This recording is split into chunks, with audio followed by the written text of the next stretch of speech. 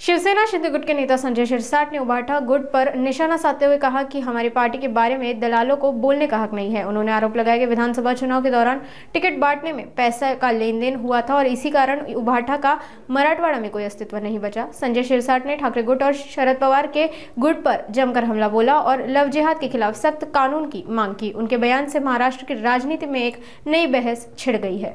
उबाठा गटाने त्यांना त्यांच्याकडे घेण्याचा प्रयत्न केला, उमेदवारी दिली, परंतु त्यांनाही सुरेश बनकरांना कळून आलेले की तिथं काही खरं नाही आहे, म्हणून ते पक्षात पुन्हा वापस गेले। ही जी काही विधानसभेच्या टायमाला जे काही पैसे घेऊन तिकीट वाटप करण्याचा जो काही प्रकार झाला होता त्यातीलच हा प्रकार। पश्चिममध्ये सुद्धा जे काही उमेदवार होते ते सुद्धा आता त्यांचं बॅनर लावत नाही, त्यांची फोटो लावत नाही, तेही सुद्धा मला वाटतं इतर पक्षात जातील, म्हणून उबाठा गटाला आता मराठवाड्यामध्ये अस्तित्व राहिलेलं नाही। रावसाहेब दानवेने त्यांचं मत व्यक्त केलेलं आहे।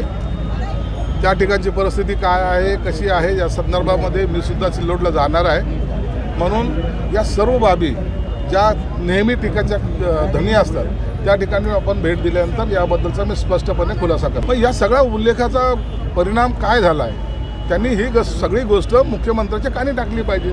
मुख्यमंत्री भाजपचे नेते आहेत आणि त्यांच्या कानी जर ही गोष्ट टाकली तर इथं जे काही पाकिस्तानहून आलेले असतील किंवा बांगलादेशी असेल त्याला काढायला सोपं जाईल। लव जिहादचे प्रकार या मराठवाड्यामध्ये जास्त प्रमाणात होत आहेत। करणारे आरोपी हे कोणत्या जाती धर्माचे सर्वांना माहिती आहे, म्हणून याचा कायदा कडक कायदा झाला पाहिजे आणि अशांना फासावर लटकवलं पाहिजे अशी स्पष्ट भूमिका आमची आहे। आता आमच्या पक्षाचे मालक ठरवणार हा कोण आहे, या दलालांनी आमच्या पक्षाबद्दल बोलू बी नाही। त्यांच्या पक्षाचा प्रमुख कोण आहे हे त्यांनाच माहीत नाही आहे, ना पक्षप्रमुख आहे ते माहीत नाही आहे, कोण नेता आहे ते माहीत नाही।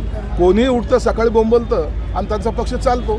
हवेवर चालणारा हा तो त्यांचा राहिलेला पक्ष आहे। आता शरद पवारांच्या चरणी जे काय ते लीन व्हायचे तिथूनही त्यांना आता लाद बसलेली आहे, म्हणून आता त्यांचा सिरोल ओकचा प्रवेश बंद झाल्यामुळं त्यांची ही संभ्रम अवस्था आहे आणि ते आता फ्रस्ट्रेशनमध्ये गेलेले आहेत। काही दिवसांना यांना दवाखान्यामध्ये ॲडमिट करणं हे गरजेचं होणार। हे बघा, भाजपने त्यांची काय भूमिका घेतली हे आतापर्यंत स्पष्ट झालेलं नाही। आमचं मत आहे आम्ही युती म्हणून ह्या सर्व निवडणुका लढवाव्यात। जर भाजपला जर असं वाटत असेल की कार्यकर्त्याला बळ देण्यासाठी स्वतंत्र लढलं पाहिजे तर शिवसेनेची सुद्धा भूमिका स्वतंत्र लढण्याची आहे।